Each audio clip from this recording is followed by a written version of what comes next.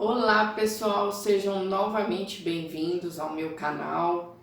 Hoje a gente vai falar sobre a organização do tempo, que é uma pergunta que eu sempre recebo, até pelas redes sociais. Antes disso, eu vou convidá-los a se inscreverem aqui no canal para a gente alcançar o nosso primeiro objetivo de 100 seguidores. E também nos seguirem nas redes sociais. Em algum lugar aqui embaixo vai ter o endereço das nossas redes sociais e também o botãozinho de inscrição aqui do canal.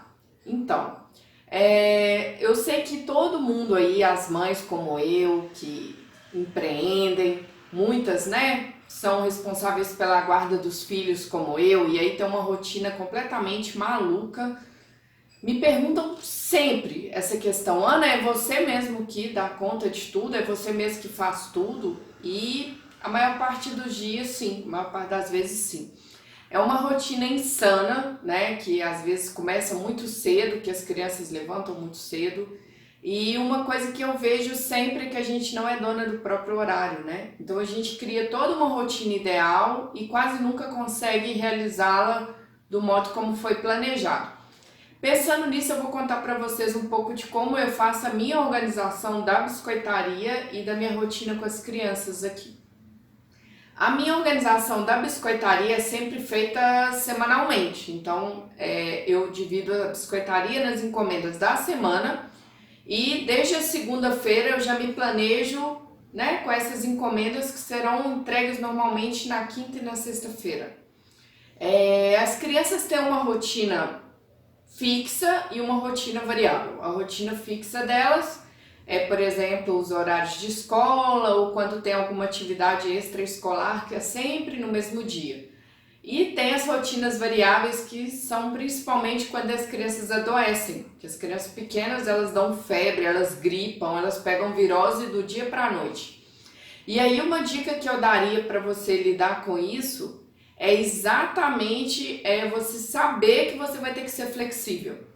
Então, se você pode se precaver de alguma forma, realizar alguma tarefa que estaria prevista para o fim da semana, no início da semana, quando tiver tudo tranquilo, é legal, porque se você tiver algum imprevisto no final de semana, essa tarefa organizada anteriormente, né, vai te deixar mais tranquilo, vai te deixar com mais opção de variáveis, vamos dizer assim.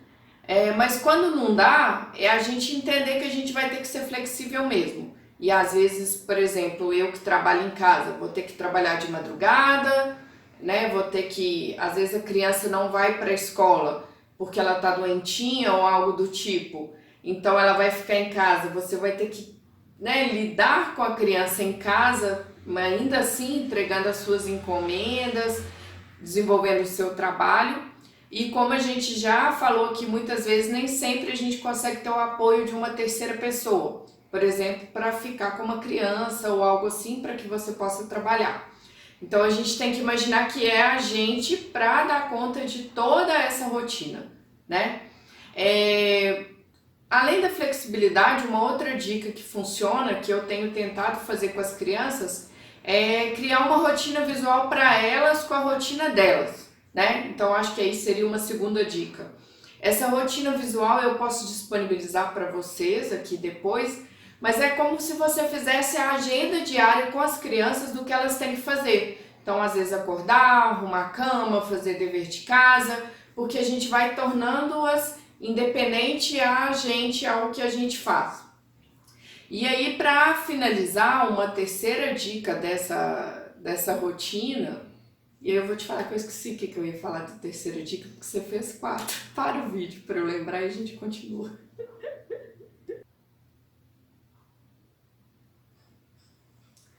Aí a terceira dica que eu vou dar para vocês é a conversa com as crianças, pensando nessa rotina da casa.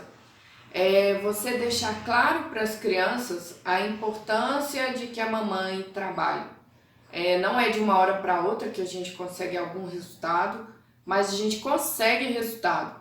Então é tanto você trocar com a criança a importância do trabalho, a importância da colaboração dela, porque você depende financeiramente daquele trabalho, e que as despesas da casa são pagas e que a mamãe precisa ter o salário para pagar as despesas e por aí vai, até você trabalhar com a criança, a importância do trabalho para você enquanto mulher, enquanto uma pessoa. É muito importante que a criança perceba que é essencial que ela colabore nesse processo, para que a mamãe também se sinta feliz, para que a mamãe também se realize enquanto indivíduo. A criança precisa entender que a casa e que a mãe, elas existem além da criança. Acho que deu para vocês entenderem. Eu vou disponibilizar para vocês como que faz essa organização da agenda visual para as crianças, que é uma coisa que para mim faz diferença no meu ponto de vista. Vou disponibilizar. E aí vou pedir também que vocês deixem comentários sobre o assunto aí, as mães aí que sofrem com essa organização, como que vocês organizam a casa, essa agenda casa, crianças e o trabalho de vocês. Deixem aqui nos comentários para que a gente possa ler e quem sabe falar mais sobre o assunto, também nas nossas redes sociais e aqui no YouTube. Um super abraço para vocês e a torcida aí para que vocês consigam se organizar melhor. Até mais, tchau, tchau.